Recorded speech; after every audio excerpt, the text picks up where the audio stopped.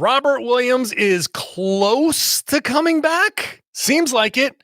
What does that mean for the starting unit? But more importantly, what does that mean for the finishing unit? Plus, Malcolm Brogdon, Marcus Smart, should their roles change? I don't think so. We'll talk about it right now on the Locked On Celtics podcast. Be ever ready. Recognize the city of champs. Boston, baby, we do what you can't. Locked on number 18, Tatum and Brown, J-team. Step back, we gon' wet that and slay teams. Of course the Celtics, who else could it be? Screaming like KG with the Larry O.B.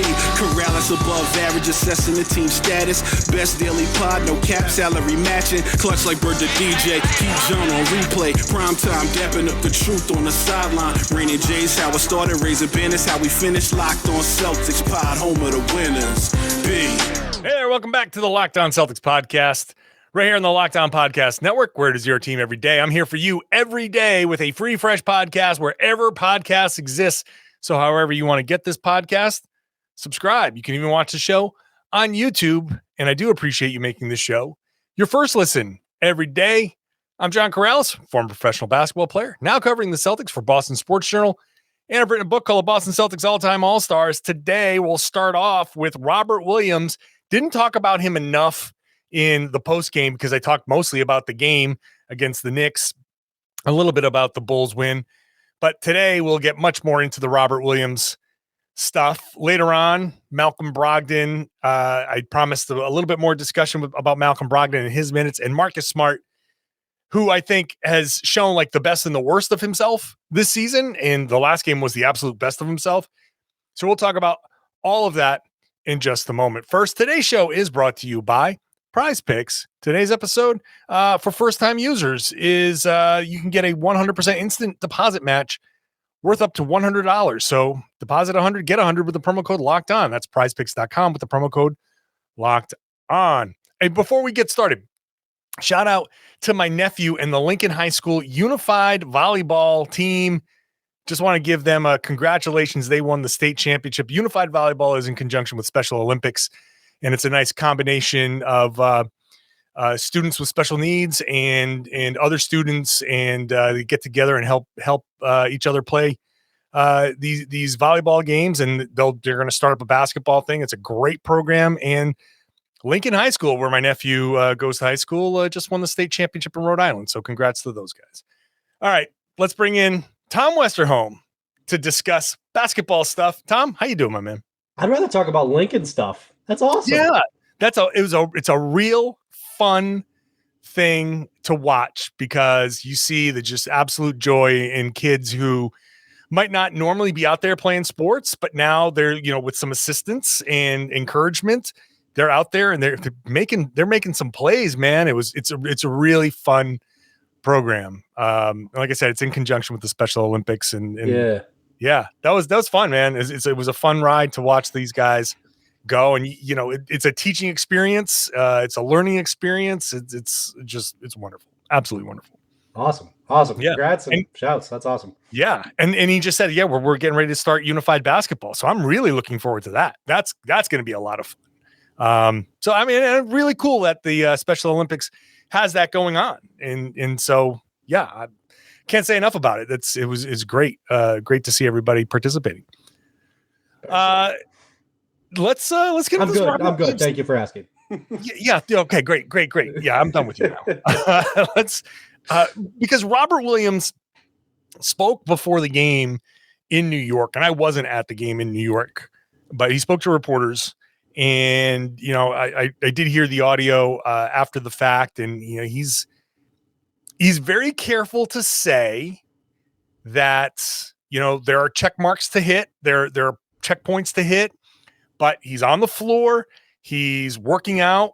They're trying to make sure he's not too explosive. He's out there, he's dunking. When he was asked if he was, are you dunking? He was like, yeah, it was very, this is, but we're past the 6 week point, Tom, and all of these things that we're seeing here with the Celtics. How much of this is just going to get fixed by virtue of Robert Williams being back and back at like 100%, like when he's back and up to speed just having him on the floor, and not only that, but being able to bring Derek White off the bench and just go with that unit and run some second units with Rob, Malcolm Brogdon, Robert Williams, Jayson Tatum, Grant Williams, and Sam Hauser. How do you defend that lineup with all that shooting? That I'll revert to my initial question. How much gets fixed just by Rob getting back? Well, to go with your second question anyway, it's wild that think about this, right? Al Horford, we talked about Grant Williams being I think on the last time we spoke, one of my hot takes of the season is that I think Grant Williams is going to be a starter at some point. You could experiment with that. Put him next to Rob, put him in there, put Al Horford on the bench, buy that guy some minutes on the bench, see how those lineups look. How good is Al Horford coming off your bench with those units that are just moving the ball and zipping it around everywhere? I mean, there are so many possibilities when Rob comes back. Defensively, I am interested to see what that fixes and what it doesn't, because so what Rob does do is he prevents a team like the Knicks from scoring so many points in the paint, right? Some of those shots are getting blocked, some of them are getting altered, some of them are just simply getting discouraged because you don't want to go in there against Rob. You know that he's down there, and that makes a big difference as well. Now, I think one of the things that we've talked about quite a bit is that the Celtics are getting blown by more this season than they have been in previous years. And Rob helps with some of that, but he doesn't help with all of it because, Rob helping then opens up other opportunities. There's drive and kick and drive and pass and all that stuff. So it's not like a perfect, be all end all fix. And look, the Celtics need to fix these things anyway, because there's no guarantee that Rob is going to get healthy and then stay healthy for the rest of the year. We talked about all that stuff. However, Rob Williams coming back is huge. I mean, that man can do so many things on both ends. I mean, I can't wait. Honestly, I can't wait to see the offense, because we're watching this absolute juggernaut. First in the NBA in points per 100 possessions per cleaning the glass after yesterday's game. We're watching this absolute juggernaut offense that doesn't even have its vertical spacing lob threat on the floor right now. And not for nothing, that vertical spacing lob threat, really good at kicking the ball out to 3-point shooters. And all of a sudden, the Celtics can't miss 3-pointers. They're just they're making everything from downtown. I think Sam Hauser is going to have a lot of fun playing on the same, half court offense as Robert Williams. So, I mean, it's only good things, right? Rob Williams is such a good player and such an impactful player. I'm really excited to see how it looks. And I still think the Celtics need to fix, their defensive issues. I don't think that he's a perfect cure-all, but it's going to be a lot of fun. Just struck me that Sam Hauser might be the absolute inverse of Robert Williams in every possible way. He is everything that Robert Williams is not. So, to the point where just so an insight into how my mind works, I was thinking that Robert Williams is going to have so much fun just throwing kickouts to Sam Hauser for 3. And I was like, geez, that's a lot. In a lot of ways, that's how much fun people have throwing lobs to Robert Williams. And for people watching on YouTube, you just saw Tom Westerholm disappear. But that's my thought process, that Sam Hauser is not a leaper. He's not. Welcome back, Tom Westerholm. Sam Hauser is not a leaper. He's not a great defender. And he's a tremendous shooter. And Robert Williams is none of those things. He's the exact opposite of all those things. And in other ways. So yeah. Isn't that what makes basketball so beautiful though? I love it. Those two guys are it's just the perfect balance of the universe. You got these two guys, they are going to be a really good pairing. I mean, they have the potential to be a really good pairing precisely because they're perfect inverses. They bring such different things to the basketball court. I like basketball, man. It's a good sport. Rob's return, obviously, I mean, I don't think we're being any incredibly insightful by saying Robert Williams is going to help when he returns. And I do think stylistically, you can almost bake the blow-bys into your defensive style, because that, hey, I don't have to stay in front of this guy. All I have to do is angle him just enough to go kind of like, I'm not trying to stop him. I'm just trying to encourage him to go this way. And then you get that late veering switch that as you're kind of guiding the guy down the lane and it looks like he's past you, Rob comes up to deter the drive and you just peel off to Rob's guy. Right. And now that guy you're either jumping into a passing lane or you're discouraging a pass there. And Rob has now blocked, you talk about eclipse. Rob has now blocked the lane. And that's when you see the guys do like that baby mean where he comes around the corner, goes, oh, and then goes back around. That's what guys who drive down the lane do against Robert Williams. So I think the blow-bys, while obviously you want to stay in front of a guy as much as possible, you can say, oh, crap, I'm beat, but get back enough to kind of drive a guy a certain way, and then you switch later. There are ways to work that kind of into the plan. And it's only because Rob can step up at the last second and be like, no. No, for sure. And I mean, look, like that's a big, like that type of thing is one of the reasons why the Celtics defense worked so well last year. Cause like, and I maintain like, I'm still worried that if the Celtics end up relying on Rob too much to fix everything on their defense, you know, I don't want to get, I don't want to get too depressing about it, but you know, Rob has not always stayed on the floor. But you're right. No, it's true. You know, that style matters quite a bit. And look, like the Celtics do rely on Rob a lot. It's like it like you said, we're not breaking a lot of ground here. The Celtics rely on their third best player. Like, I don't know what you want us to say. Yeah. Oh, wow. Yeah, I know. The time frame has been 8 to 12 weeks. And I think one thing that we've learned here from Rob, even he said, and I don't know if he was allowed to say this, but he said it anyway, that they created that window to give him time just in case he had a setback. And so he's working his way back. It's 2 weeks from the window. He hasn't had a setback yet. He had the PRP injection to help encourage the healing. And that makes sense. A lot of people made a big thing about, platelet-rich plasma going into the knee, but there's not a lot of blood flow into that area.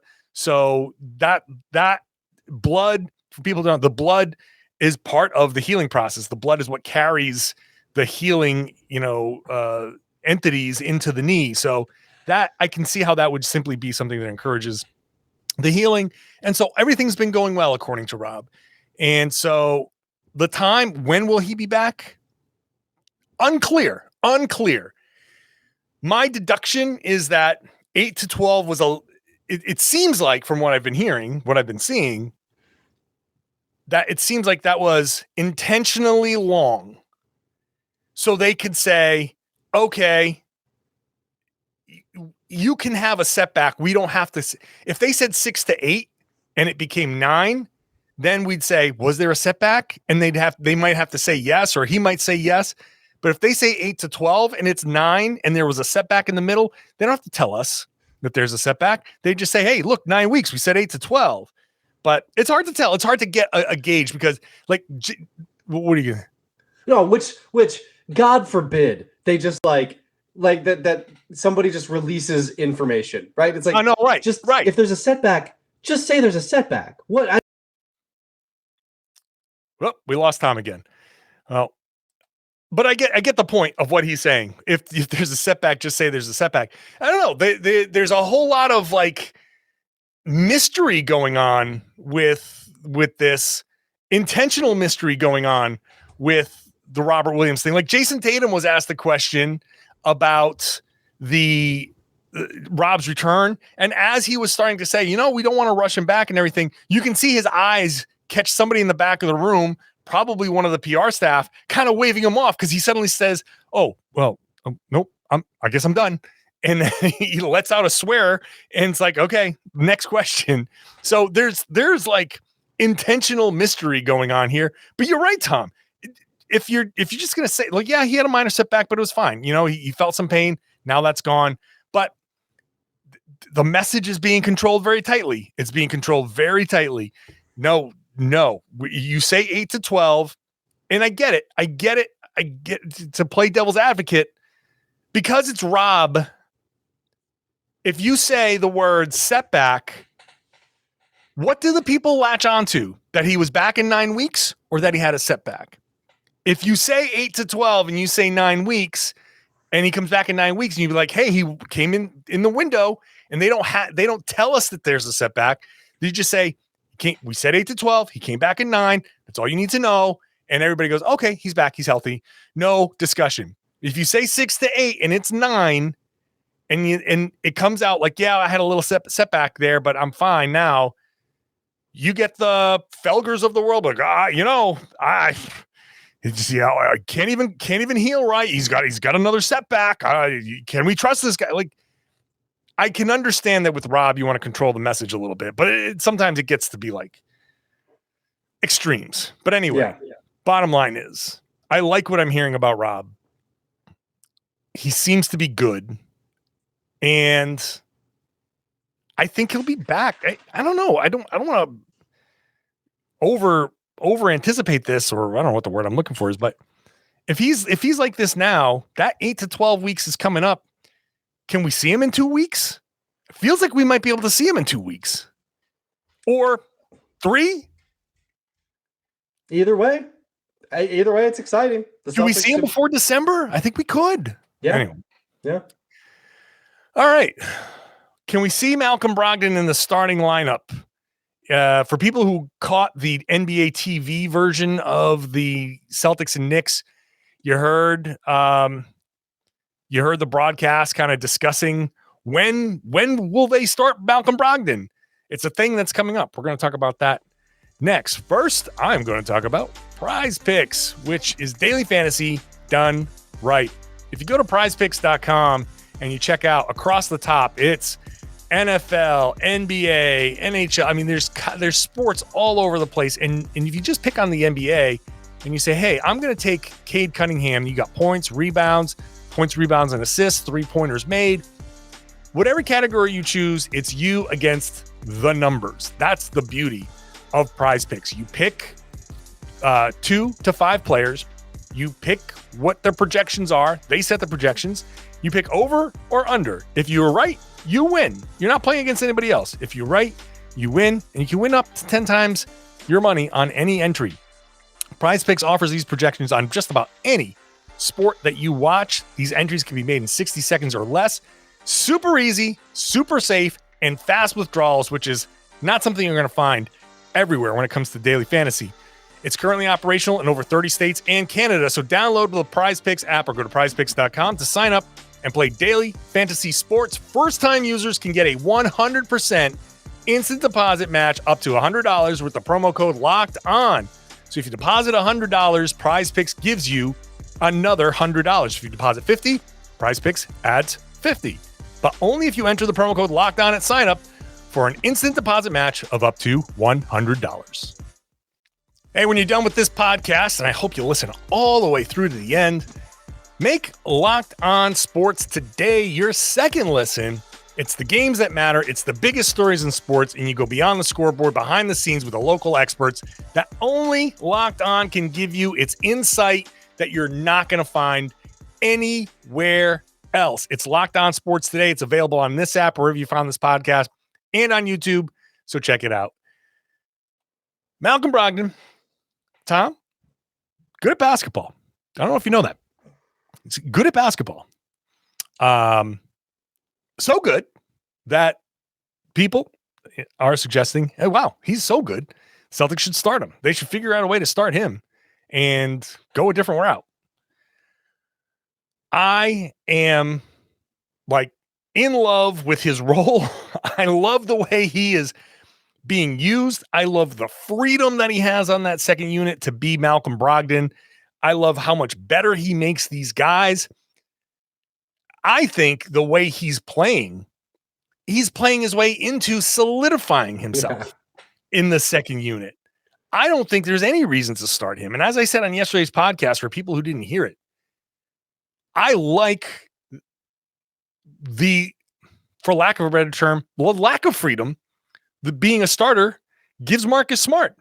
It does kind of put him into a position where whenever the Celtics are whole, I think I've noticed this, when the Celtics are whole,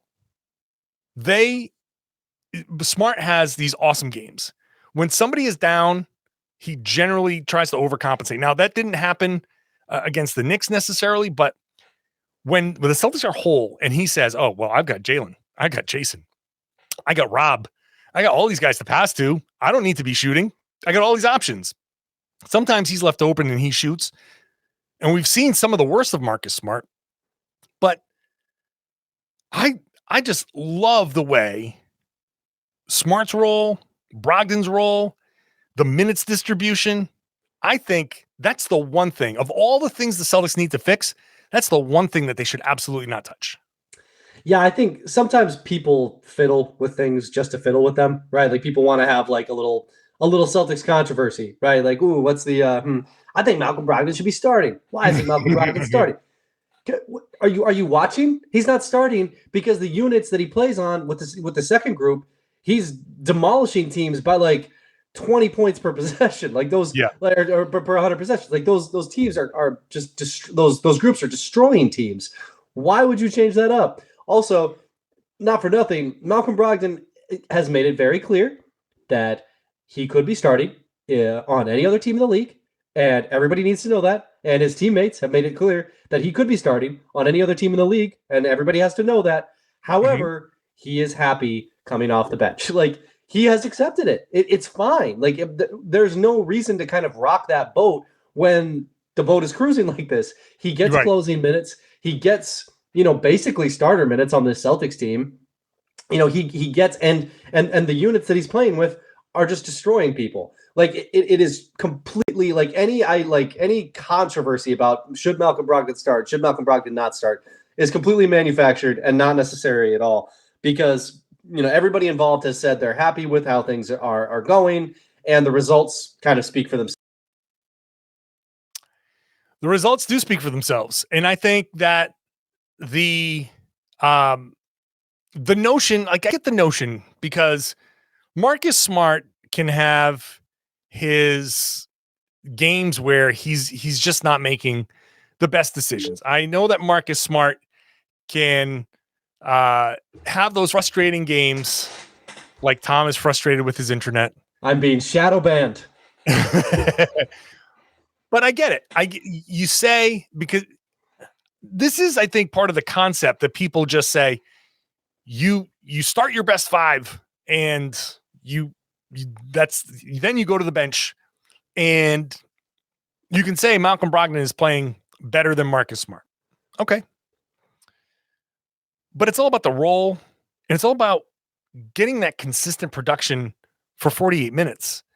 And I just don't think it makes much sense to, like, if you're playing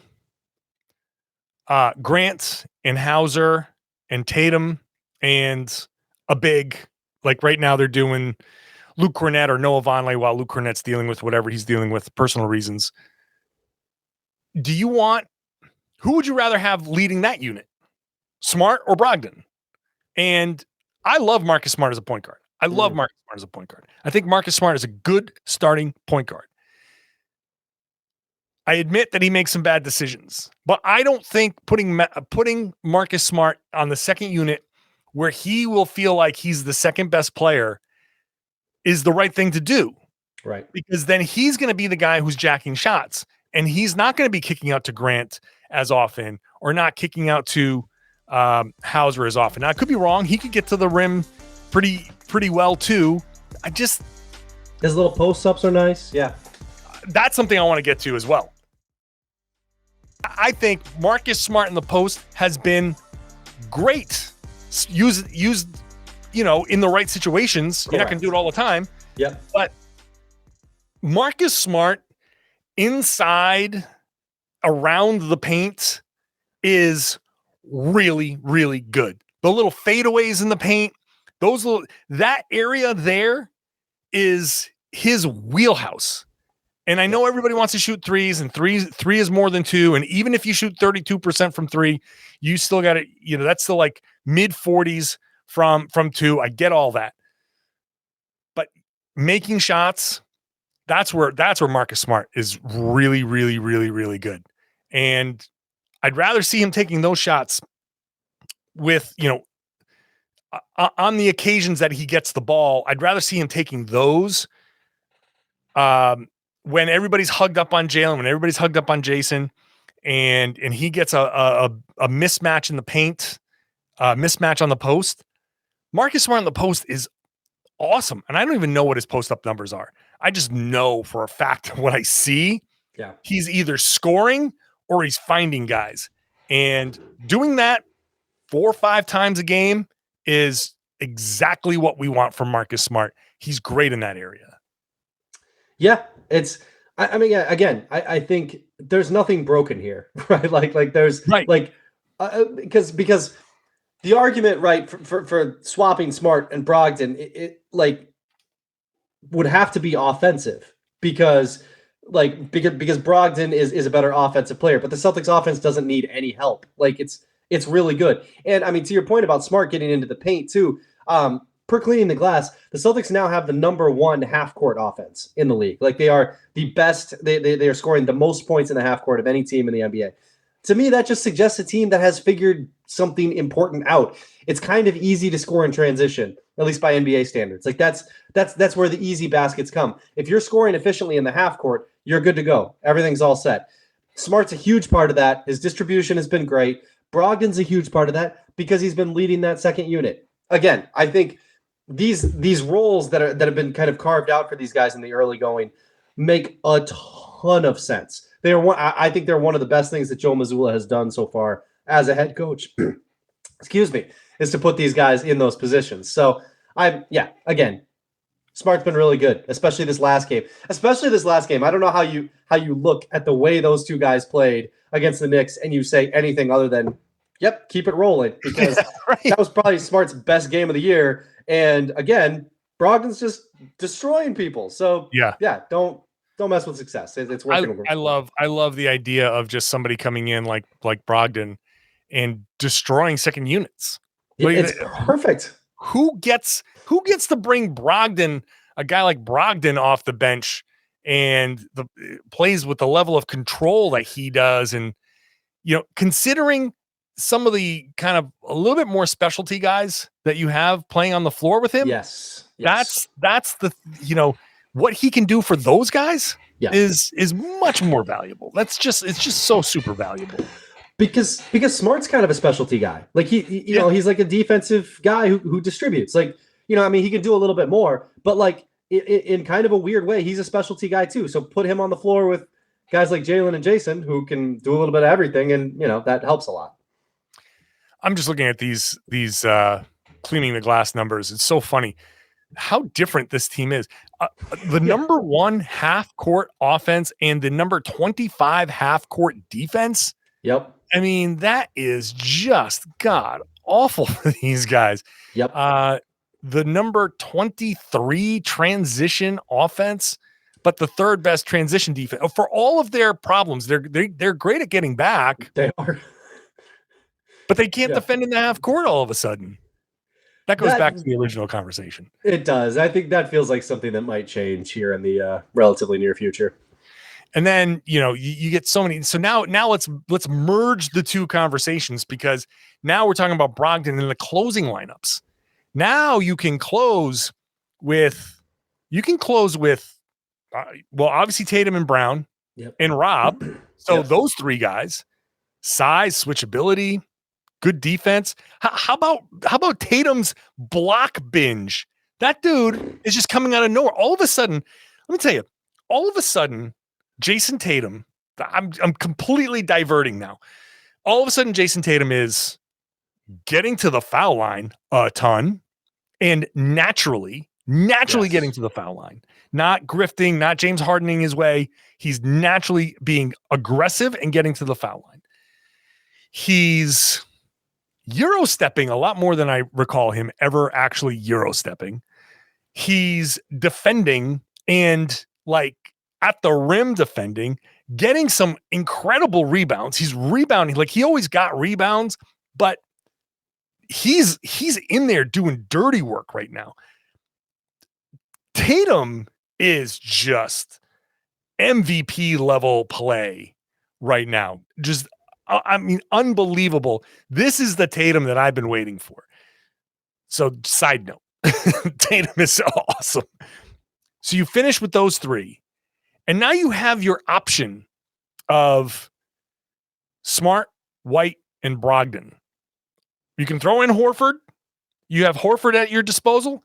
You got Grant Williams at your disposal. You have 5 guys that you can throw out there situationally for the last 2 spots, because you know Jaylen, Jayson, and Rob are going to be your guys when you're fully healthy.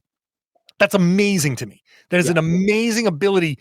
They can close against any configuration that you want when Rob is back, because now you can go too big. Now you can go super switchy. You can go and if for some reason Marcus Smart is having just an off night where you can tell his decision making is just, it's not there. He's jacking up shots and everybody's like, okay, this is not a great Marcus Smart game. Sit him down. Don't close the fourth quarter with him. Go White, Brogdon, Smart. White, Brogdon, Jaylen, Jayson, and Rob. And like, you can do that and just tell Marcus, say, hey man, you didn't have it today. It's not a big deal. You're going to close most games. And hopefully he just understands that he wants to win so badly that he's going to deal with it. So having Rob back, you talk about who's starting. It's who's finishing. That's going to be where Rob really, really ties this whole thing together. Because you can try finishing with Al, but we saw this the other night against Cleveland. I think Al ran out of gas. You can't play him 40 minutes right now. You have to build him up to that. And even in the playoffs, I don't think you're going to be able to play him 40 minutes. I think the 40-minute games for Al are starting to you can't do that very much. Well, because it's important to remember that he didn't have an OKC year last year. Yes, he had a lot of minutes. He played a lot of minutes and had a very, So Rob coming back and you close, if you say we want to close with Brogdon, now you've got one guy, and that's Smart, White, Horford, Grant, Hauser. Even if you want, if you're down 10 in the last some more minutes for that guy. He's killing everyone. They've got to find more minutes for him. And with Rob back, you feel even better about putting Hauser out there because you're like, okay, now you got an eraser behind him. Yeah. So now you have the ability. He allows he raises Hauser's defensive game. Brogdon is raising everybody's offensive game. Rob raises people's defensive games because it doesn't matter if you get beat quite as much. Right. It still matters, but not quite as much. And so are the Celtics down 99-90 with a minute and a half to go? Sure, no problem. Let's throw Grant and Hauser and Rob and Jaylen and Jayson out there and have a ton of shooting, or go super small with you have options. So, and you could put Derek White out there, who somehow is shooting like 42% from 3 this season so far, which is one of the most out. Well, it's what the Celtics expected. That was one of the reasons they traded for him, is because they thought that his 3-point percentage was going to go up, and it didn't last year, but maybe it will now because it's incredible what the return of Robert Williams can do for this team and what the return of Tom Westerholm can do for this podcast. I'm going to wrap it up right there because I think we've made our point. And so I want to thank everybody for listening. Tomorrow, it's post-game Memphis Grizzlies. It's a 9 p.m. start, which kind of sucks. That's a late game. But that's all right. 9 p.m. start. I'll be here post-game for you. Post-game podcast all week long. Whenever the Celtics are playing, I'll try to do I'm trying to promise weekend post-game podcast. I know I can't get to all the weekend post-game podcasts, but I'll try to give you post-game on Friday. I'll try to give you post-game on Saturday as well. So that would mean I think that means 7 days a week of podcasting this week. So make sure you're subscribed to make sure you get all of these podcasts directly to your device. Watch the show on YouTube so you can see us banter and see the frustrations in Tom's face when his internet cuts out and all of that fun stuff.